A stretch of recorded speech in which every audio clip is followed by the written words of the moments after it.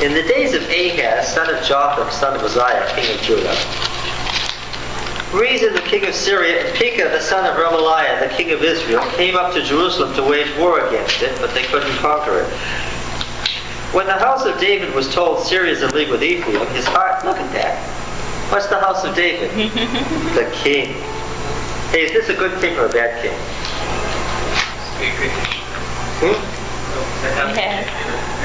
This is Ahaz. This is a good the grandson of Uzziah. Is this a good king or a bad king? It's bad. It's a real bad king. By the way, where is Uzziah these days? He's made his way to Turkey. What? Sometimes things are going along just so nicely and I seem to be making sense, and then I take a left turn and you have no idea what on earth. Here's the story. Uzziah died a leper for wanting to be a priest. Now, we need to know some Canaanite legends about kings who were priests to make any sense out of that. Only the Canaanite king Daniel was a priest king, and of course then there was Melchizedek, the priest king. And we need to know the theology of priest kings, but we can't go into that now.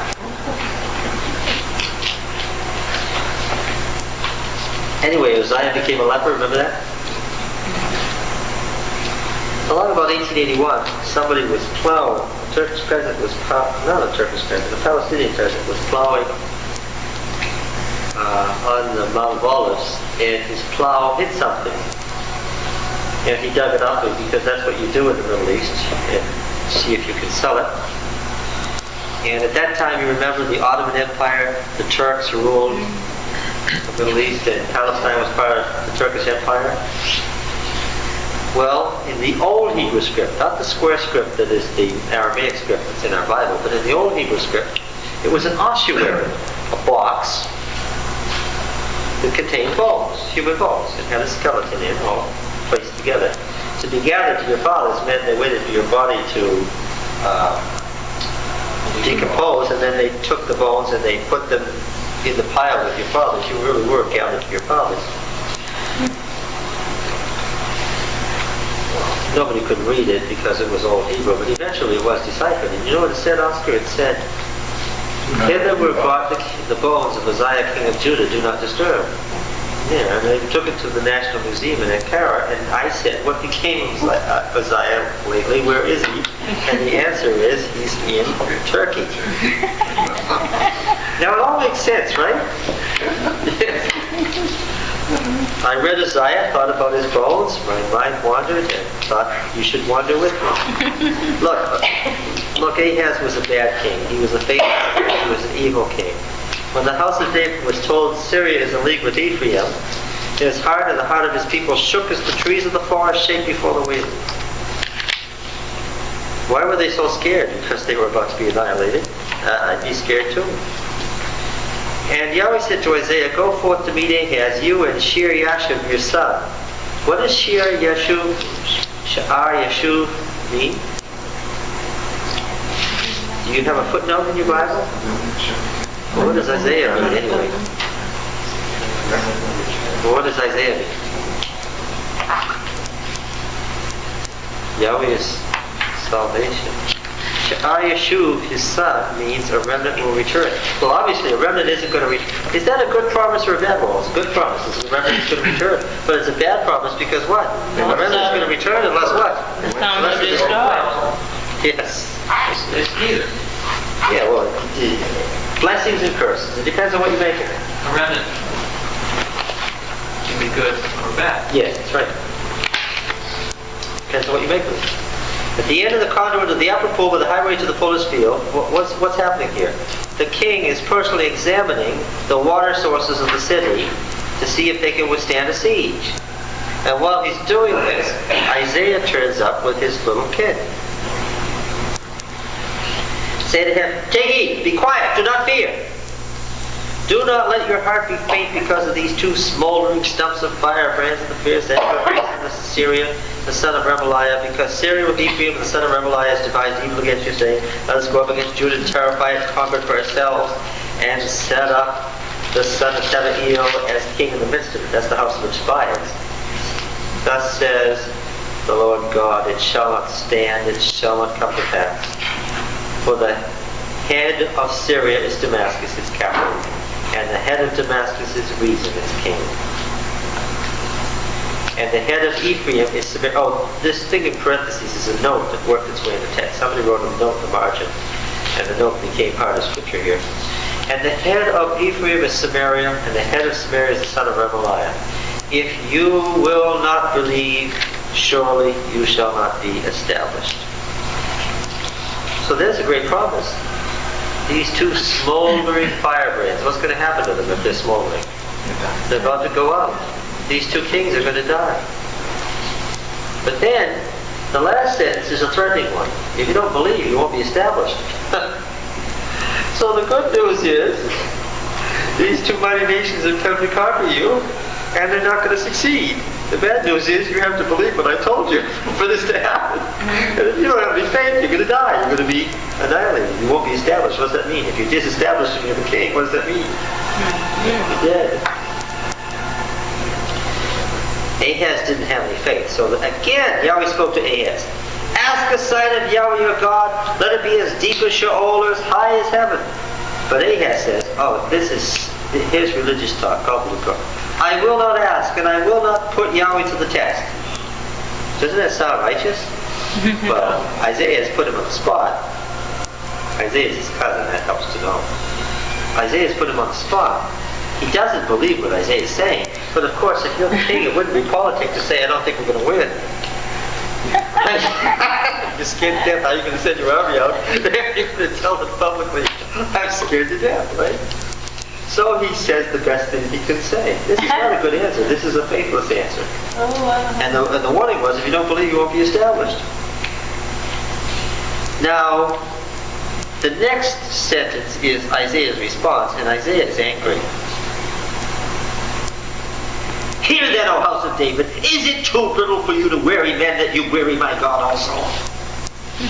If you weary God, it means God is getting tired of you.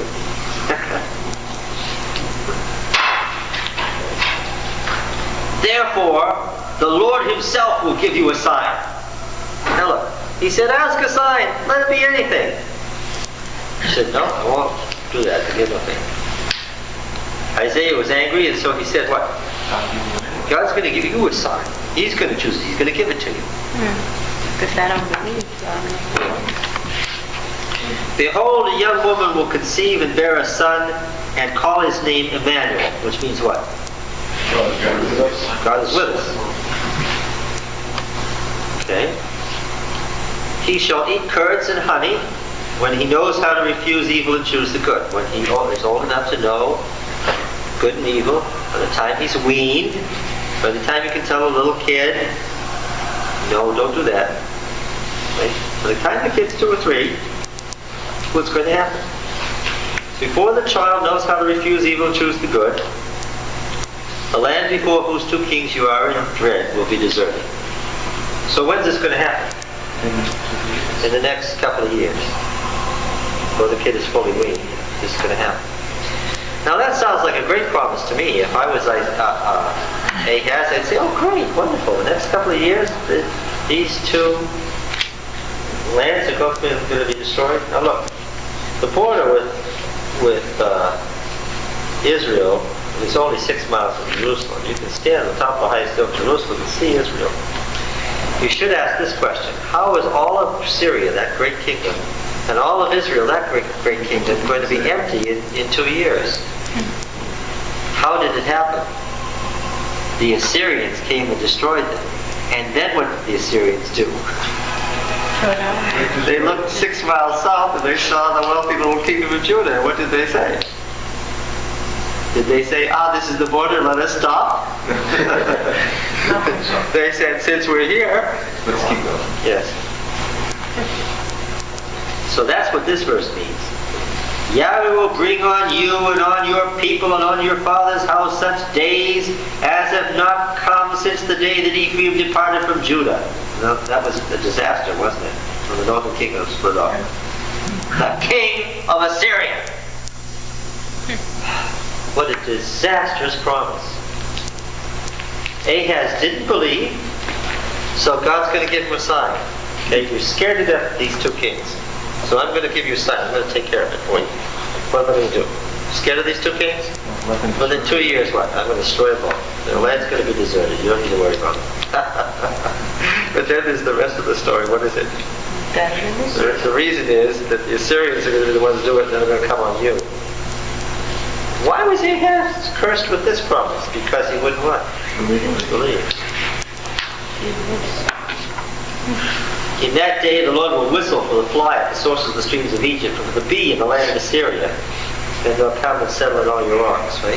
You're going to get caught between... Of course, once Assyria gets down this far of the Fertile Crescent and starts invading Judah, what are the Egyptians going to do? They're going to come out of it. Is that good news?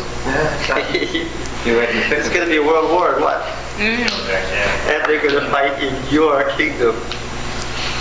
Because it's going to whistle for the... Oh, boy. That's the first promise. That's the A. B, verse 20.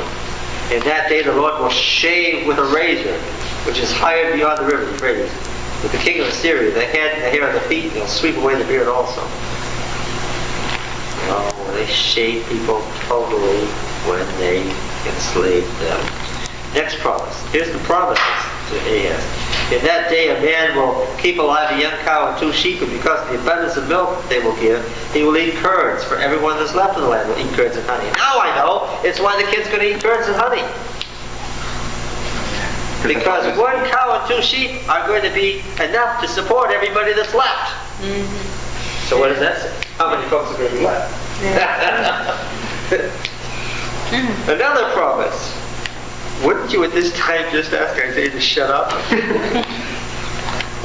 In that day, every place where there used to be 1,000 vines worth 1,000 shekels of silver will become briars and thorns.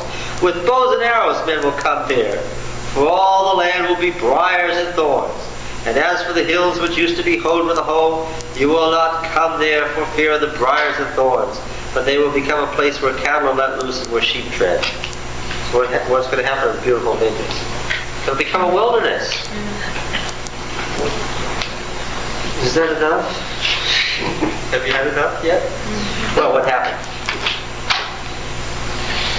Then the Lord said to me, 8:1, take a large tablet and write on it in common characters so people can read it, belonging to Mar-Shalal-Hashbaz, meaning the spoil is speedy, the prey is hastening.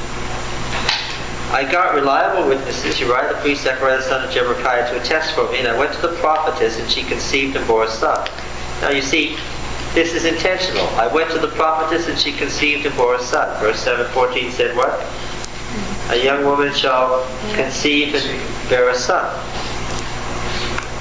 Then Yahweh said to me, call his name Mar-Shalal-Hashbaz, for before the child knows how to cry, my father and my mother.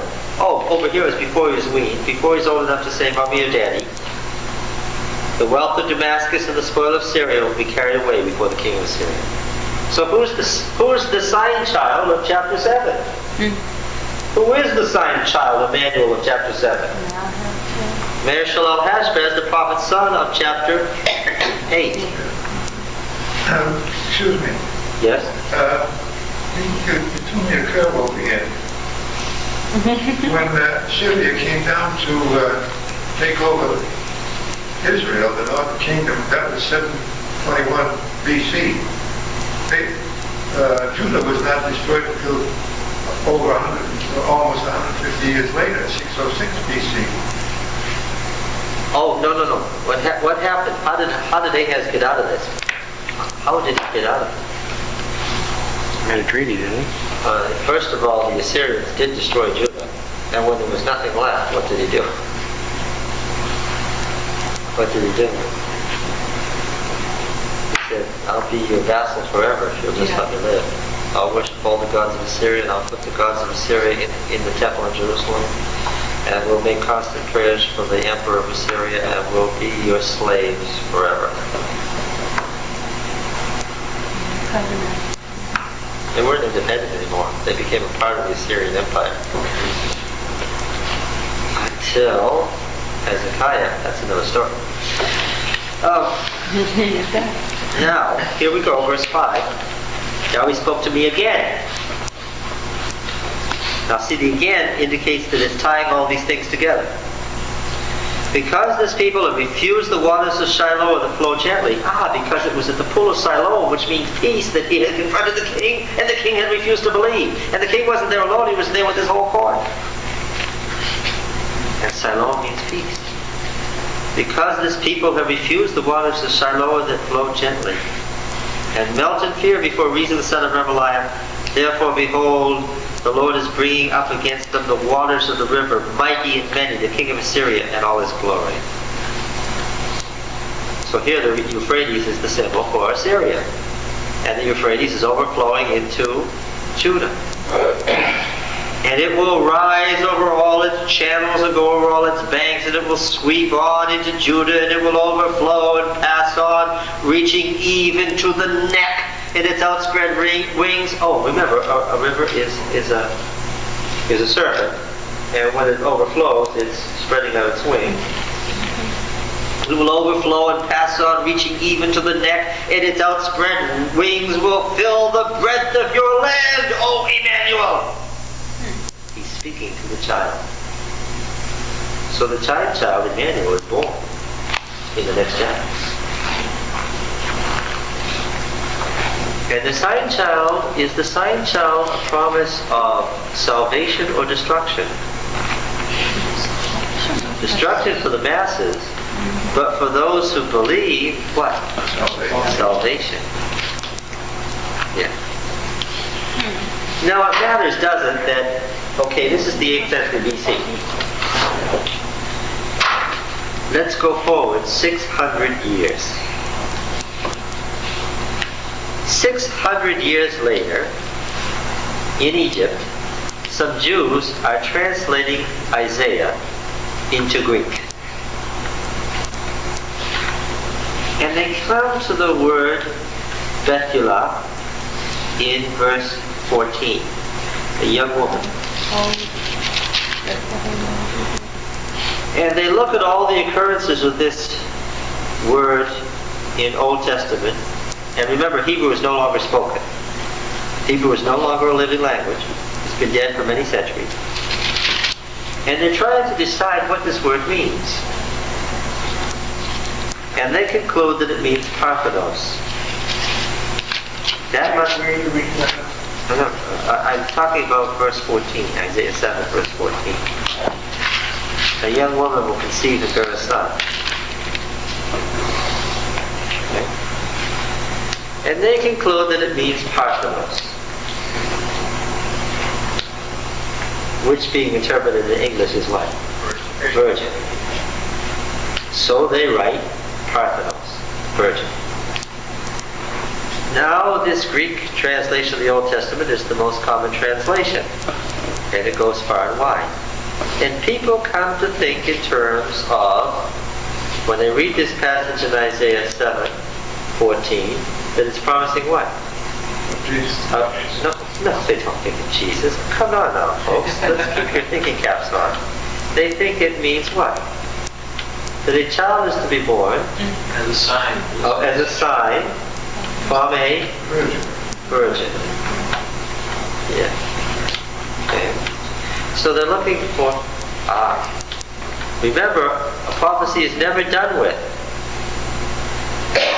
Once made what? He's repeated. He's repeated.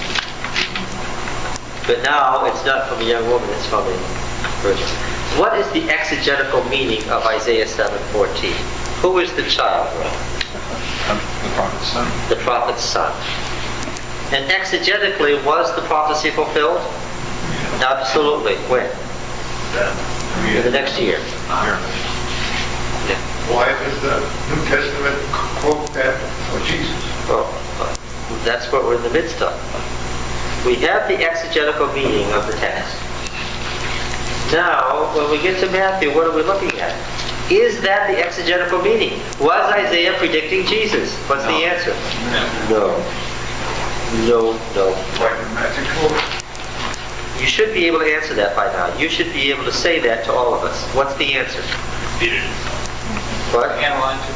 Because Matthew If there's anything that distinguishes the book of Matthew of all the Gospels, it's the Gospel to whom? To the Jews. And it is the most Jewish of books. It's the most Semitic of... We know that Mark is Roman, and we know that Luke is Greek. Right?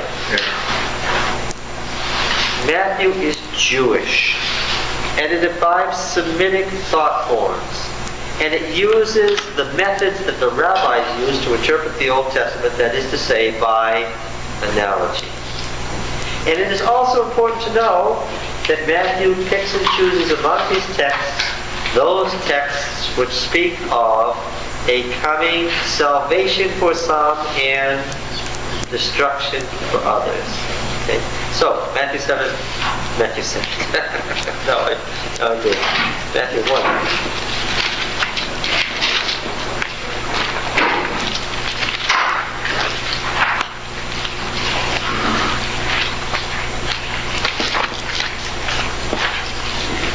What does it say in 122? All this took place to fulfill what the Lord had spoken by the prophet. Behold, a virgin shall conceive and bear a son, and shall call his name Emmanuel, which means God with us. You see, you can tell you're reading a translation. In what sense does it fulfill what the Lord spoke by the prophet? We wouldn't say it that way. We never would have said that, because we don't think by analogy. But they did think by analogy. In Judaism, the Jewish rabbis were still interpreting texts by analogy. So, you look at these passages in the New Testament that are passages that are quoted from the Old Testament, and they are fulfilled by analogy. Let's look at it again. The later application of the text by inspired or uninspired sources, the use does not apply to an exegetical fulfillment. Was Jesus' birth the exegetical fulfillment of Isaiah 7:14? No. What was it? Was it a fulfillment? Yes, it was the analogical fulfillment. Oh no, it was a dual prophecy. Because the problem with that is I can show you some prophecies where you have 3 fulfillments. And some where you have 4. So your dual prophecy becomes what? Sometimes, see, then there's no hermeneutical rule. Then you would see, is this prophecy one that gets fulfilled once? Or is it a dual prophecy that's supposed to get fulfilled twice? Or is it a triple prophecy that's supposed to be fulfilled 3 times? Or a quadruple prophecy? And how do you know? You don't know. There's no principle. Until you understand ancient thought forms. And then it becomes simple. Right? All right. What? Holmes thinks it's too simple. I'm waiting for it to become simple. You've been hearing about this analogical thought now for several weeks. This is only the 5th class. I'm sorry, I missed how you determine whether it's double, triple, or quadruple based. No, I was saying, no. I didn't say that it was double, triple, or quadruple. I said it wasn't double, triple, or quadruple. It wasn't that at all. What is it? Yes. And the idea being, hey, wait a minute, let's make it fun. Could the Lord send a sign child now that was a fulfillment of Isaiah 7? Yep. The Lord could raise up a prophet among us who prophesied a sign child that was a sign of the coming in of salvation and destruction. And it would be the fulfillment of Isaiah 7. And if the prophet said, this is what the Lord has said to fulfill Isaiah 7, what would we have to say? We'd have to say, yep, and I know that the Lord could do that, and I know the Lord would do that because Ellen White does it all the time. She'd take passages that are about the destruction of ancient cities in Joel by the Babylonians. And what does she say? This is about the end of the world. I'm going to write this right down here in the book Great Controversy in one of the later chapters, and I'm going to say this is the fulfillment of that prophecy. And is it right to say it's the fulfillment? By what? By analogy.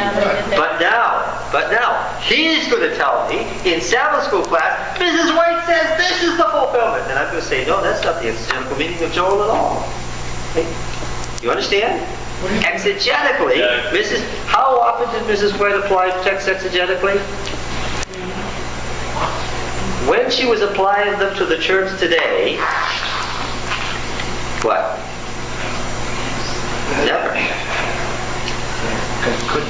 What are you going to do with the text that in Deuteronomy chapter 29, verse 29, it says, as you believe in God, so shall you be established. As you believe in his prophets, so shall you prosper. Are we talking about disbelief in his prophets? No. Oh, no, we're not talking. Are you bringing a text that doesn't have to do with what we're talking about here? About type and antitype. Oh, wait a minute. Whoa. Type and antitype, our brother says. Type and antitype seems to be the only thing that folks know today about the Old Testament and its relation to the New Testament.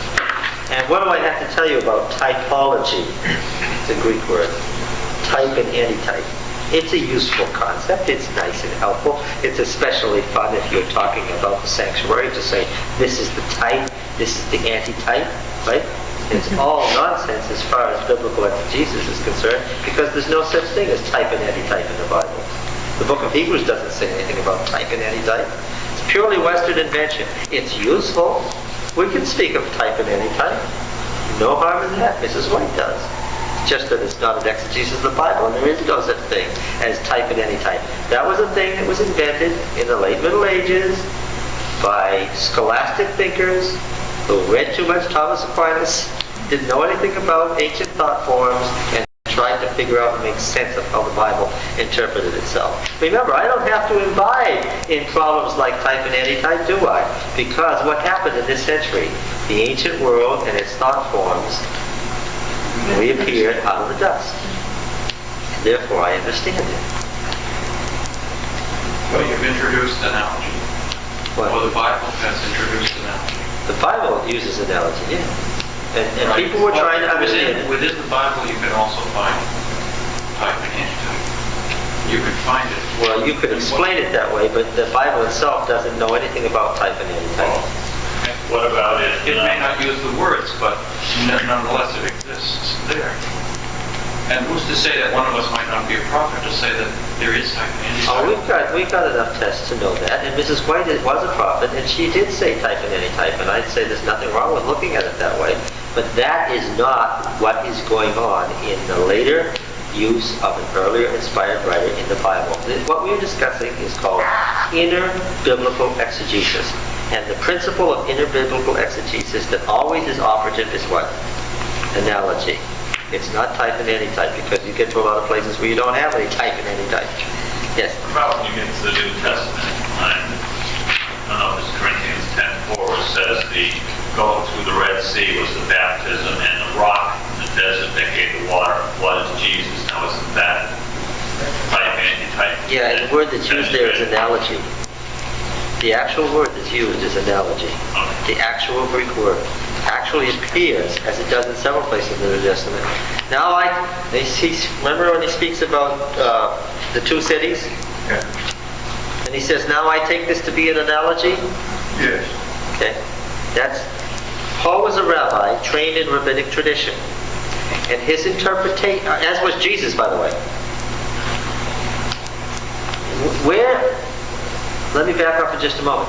Where did they get these particular passages that they used in the Old Testament to prove Jesus was the Messiah?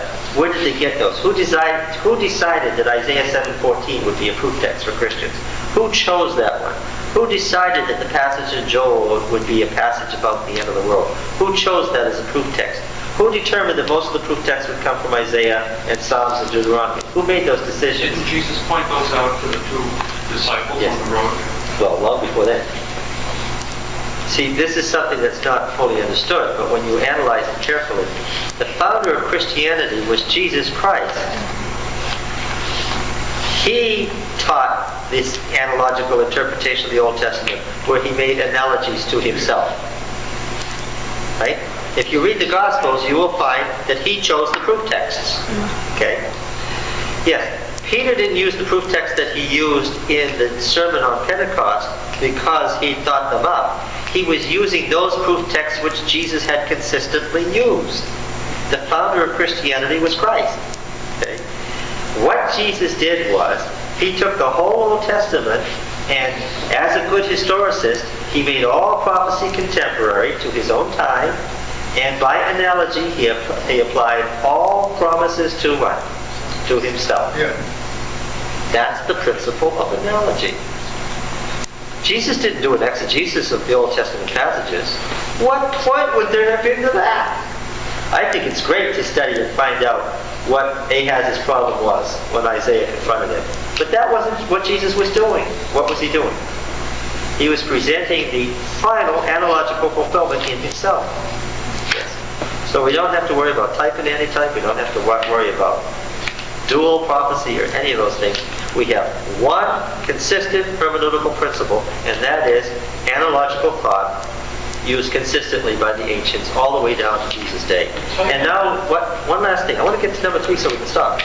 The homiletical usage. Listen, the homiletical usage is the fun one. This is the one that we often hear. This is where there's no valid analogy to our time. There's no understanding of what the exegetical situation of the passage was. The preacher's just preaching, and what's he doing? It's illustrating. Yeah, he's illustrating. He's expositing. That's the word we use in the sermon. Misinterpreted. Well, the people may be greatly spiritually blessed, Charles. Right? Well,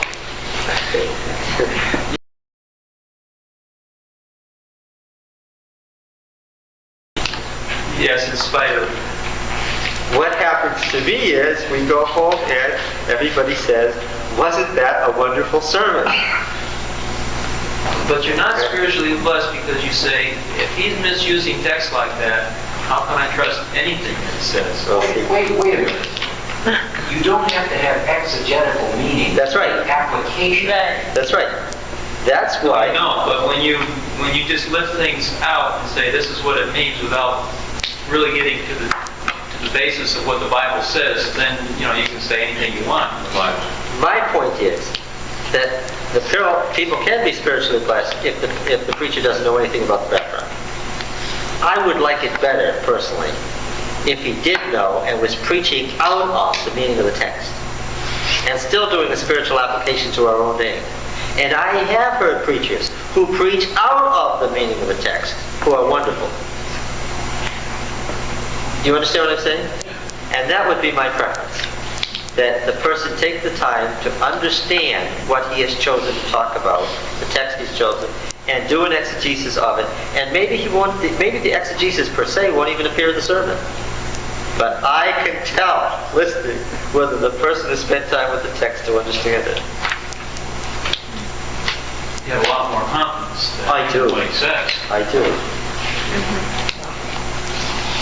It seems like an issue in the analogy is, do you have to be a prophet in order to make an analogical application of prior situation? No, you wouldn't have to be a prophet. The rabbis didn't go with us. Okay, but I wouldn't necessarily have to believe your analogical interpretation if I didn't agree with it. That's right. But it might be a valid one. The rabbis, that was still God's people. In all those centuries in between the two testaments, those rabbis were still God's appointed leaders to think up spiritual lessons. But we believe it. I mean, we say all the time, what goes around comes around. That's the heart of that historical cyclicism and makes all of that reapplication of prophecy valid. Yes. Yeah. You simply have to look for similar circumstance to make a similar application. Yes, it is analogy. See, here's the difference between historicism and dispensationalism. The dispensationalist says, here's a prophecy about Israel that hasn't been fulfilled. What's going to happen? We're going to get a literal state, and we're going to get 144,000 literal Jews, and we're going to get a Russian prince to come down, and we're going to have a war here, right at Megiddo, and they literalize. When you literalize, that's not an analogy. You understand? Literalizing is an analogy. That's saying there's going to be an exegetical fulfillment, and whatever hasn't been fulfilled exegetically so far, what? It's all going to happen in the future. They've missed the principle of analogy. That's the problem with dispensationalism. And that's why historicism is right and dispensationalism is wrong. Got it? Yes, but, well, we didn't get very far in Genesis, did we? Are you meeting next week? Yes. Thank you. Last week, this was Yes. the holiday. Are you still with me? Yes. That's a babysitter? Well,